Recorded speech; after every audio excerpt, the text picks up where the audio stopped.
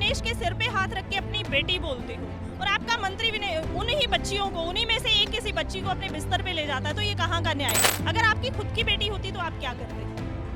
क्या आप किसी मंत्री के साथ उसको भेज देते? बेटियों की इज्जत के साथ खेलो आंदोलन है ये उनका, ये खेलो इंडिया नहीं है, ये बेटियों की इज्जत से खिलवाड़। तन की बात नहीं, उनको शायद तन की बात सुनाई देती है और उनका ध्यान शायद वहीं पे रहता है।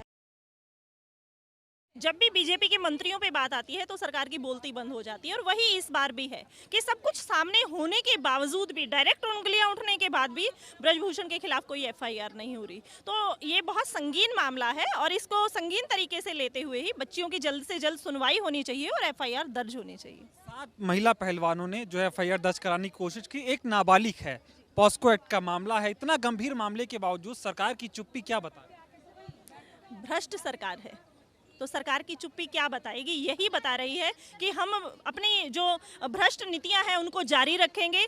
हम ना बेटी को मानते हैं, ना रोटी को मानते हैं, ना हम समाज को मानते हैं। अगर उनको बेटियों की थोड़ी सी भी परवाह होती, बेटी बचाओ बेटी पढ़ाओ का नारा देने वाले वो लोग बेटियों के साथ जब ये मेडल लेके आई थी तब इनके साथ फोटो खिंचवाने भी, मतलब इनके साथ में खड़े हुए थे, एक आश्वासन भी दिया था कि हम आपके साथ हैं। तो आज कहाँ हैं साथ? आप दिल्ली में ही तो बैठे हैं ना, और दिल्ली में सड़कों पर आपने बेटियां बैठा के रुला रखी हैं। आप क्यों नहीं इनके समर्थन में आते? आपकी तो एक आवाज तक नहीं निकली। कम से कम सच्ची या झूठी कोई एक लाइन इन बच्चियों के पक्ष में या विपक्ष में बोल तो दीजिए।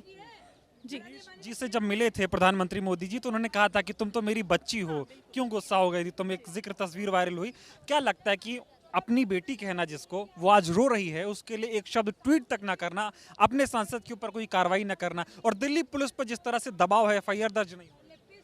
देखिए, वही है कि भ्रष्ट सरकार की भ्रष्ट नीतियां हैं और इन नीतियों को जड़ से उखाड़ फेंकने के लिए इस बार इस सरकार को भी उखाड़ के फेंकना होगा, तभी हमारी बेटियां सुरक्षित हो सकती हैं। आप विनेश के सिर पे हाथ रख के अपनी बेटी बोलते हो और आपका मंत्री उन्हीं बच्चियों को, उन्हीं में से एक किसी बच्ची को अपने बिस्तर पे ले जाता है, तो ये कहाँ का न्याय है? जब एक नाबालिग बच्ची के केस का मामला है तो वो तो आपको तुरंत संज्ञान में लेना चाहिए था। अगर आपकी खुद की बेटी होती तो आप क्या करते? क्या आप किसी मंत्री के साथ उसको भेज देते या उसके खिलाफ आवाज नहीं उठाते? तो ये बेऔलादों की सरकार है, इनको कुछ समझ नहीं आएगा। पहले किसानों ने बहुत बड़ा प्रदर्शन किया था, हालांकि आप लोग सरकार को घुटनों पर लेकर आए, सरकार ने आपकी मांगों को मांगा, आज आप लोग पहलवानों को समर्थन देने के लिए आ रहे हैं। क्या लगता है अब जरूरत पड़ गई इस आंदोलन को और बड़ा किया जाए? ये आंदोलन बड़ा हो चुका है, ये एक अलग रूप ले चुका है और कल देखिएगा, कल जैसे ही सुप्रीम कोर्ट का फैसला आएगा ये आंदोलन एक नई दिशा पकड़ेगा, 100% पकड़ेगा। हम लोगों ने किसान आंदोलन लड़ा, हम पीछे नहीं हटे, 13 महीने हम सड़कों पे बैठे रहे। उसी मिट्टी में पलने वाले और उसी मिट्टी में खेल कूद कर बड़े होने वाले ये पहलवान हैं और ये हमारे बच्चे हैं। इन बच्चों के साथ भी हम तब तक डट के खड़े रहेंगे जिस तरह हम किसान आंदोलन में अपने कानूनों की वापसी के लिए खड़े रहे। मंत्री तो खेलो इंडिया की बात करते हैं ना, लेकिन इंडिया कैसे खेलेगा कि जब देश की महिलाओं के साथ? बेटियों की इज्जत के साथ खेलो आंदोलन है ये उनका, ये खेलो इंडिया नहीं है, ये बेटियों की इज्जत से खिलवाड़ है। तो उनको सोचना चाहिए, समझना चाहिए और ये भी सोचना चाहिए कि अंत एक दिन हर किसी का आता है। तो आपने इतनी ज्यादतियां कर दी हैं, पब्लिक के ऊपर इतने अत्याचार कर दिए हैं कि अंत आपका भी बहुत नजदीक है। दिनेश ने एक बात का जिक्र किया कि प्रधानमंत्री जी मन की बात करते हैं, हमारे मन में क्या चल रहा है ये सुन लीजिए। मन की बात वो सिर्फ सुनाते हैं। आपने देखा होगा कि उन्होंने कमेंट ऑप्शन भी बंद कर रखा है, वहां आप उनको कुछ पॉजिटिव नेगेटिव नहीं बोल सकते। तो मन की बात नहीं, उनको शायद तन की बात सुनाई देती है और उनका ध्यान शायद वहीं पे रहता है। तो उनको अपना दिमाग खोलना चाहिए, आंखें खोलनी चाहिए और इन बेटियों के सवालों की तरफ ध्यान देना चाहिए। इन बेटियों को इन सड़क से उठा के इन न्याय की तरफ जो है वो हाथ बढ़ाना चाहिए। तमाम राजनेता भी आ रहे हैं, पॉलिटिकल पार्टी से जुड़े हुए लोग भी आ रहे हैं। किसान आंदोलन के ऊपर भी एक टैग लगा था कि राजनीति से प्रेरित ये आंदोलन है। अब क्या लगता है कि ऐसा डर तो नहीं कि इस आंदोलन में भी इस तरह का टैग लगे? देखिए, जैसे ही कोई एक आम सा इंसान ऊपर ग्राफ में जाने लगता है, किसी का भी ग्राफ बढ़ने लगता है, तो सरकार को टेंशन हो जाती है, भाई ये कल को तुम्हारी गद्दी ले लेगा। वो उसके खिलाफ प्रोपेगेंडा शुरू करते हैं कि ये तो राजनीति के लिए कर रहे हैं, राजनीति के लिए कर रहे हैं। तो मैं सिर्फ ये पूछना चाहूंगी कि राजनीति क्या तुम्हारे बाप की बपौती है क्या, या तुम ही लोगों की जागीर है? तुम्हारे बेटे, उनके बेटे वही गद्दियों पे बैठते जाएंगे क्या? जो आप जैसे ये हजारों हमारे भाई बहन हैं, पढ़े लिखे, समाज से, अच्छे समाज से बिलोंग करते हैं, अच्छी इनकी नीतियां हैं, इनको समझ है हर चीज को चलाने की, तो ये बच्चे मैदान में क्यों नहीं आ सकते? जब ये बच्चे मैदान में आने लगते हैं तो वहां से आईटी सेल शुरू होता है, भ्रष्ट आईटी सेल, कि ये राजनीति कर रहे हैं। प्रधानमंत्री जो परिवारवाद को खत्म करने की बात करते, कल ही देखिए एक चैनल में आके बोले थे। है क्या प्रधानमंत्री का परिवार ही नहीं है। और परिवारवाद की वो क्या बात करेंगे, आप देखेंगे हर पार्टी में परिवारवाद चल रहा है।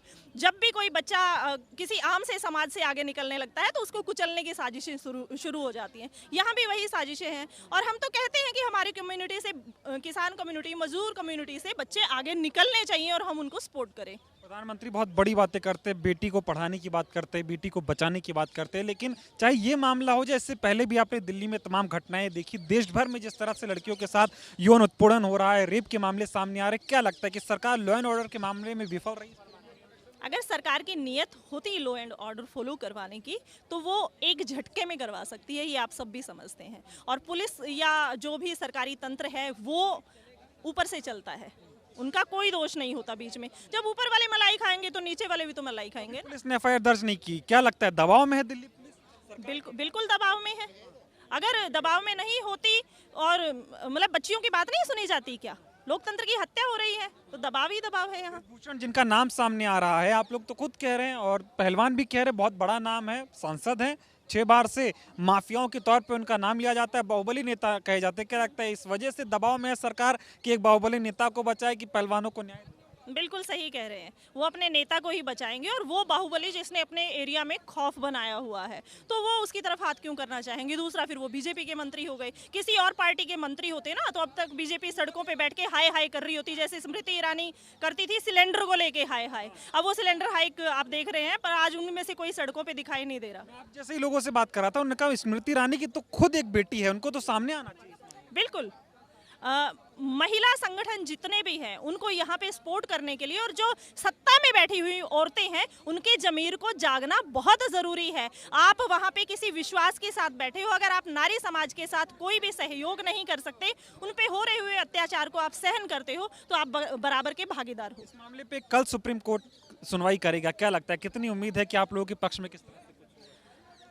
हम कोर्ट पर विश्वास करते हैं। अभी पिछली स्टेटमेंट भी हमने जो देखी उसके अनुसार हमें उम्मीद है कि कल कुछ अच्छा होगा। बेटियों को न्याय मिलेगा? क्या लगता है कितना वक्त लगेगा, कब तक सरकार को जगने में कितना देर हो जाएगी? हम जब किसान आंदोलन लड़ने आए ना तो हम सोच के आए थे 10-15 दिन में खत्म हो जाएगा, और हम 13 महीने बैठे थे। तो अभी तो 5 दिन हुए हैं, 5 महीने भी बैठना पड़ सकता है और 50 महीने भी बैठना पड़ सकता है, पर न्याय जरूर मिलेगा।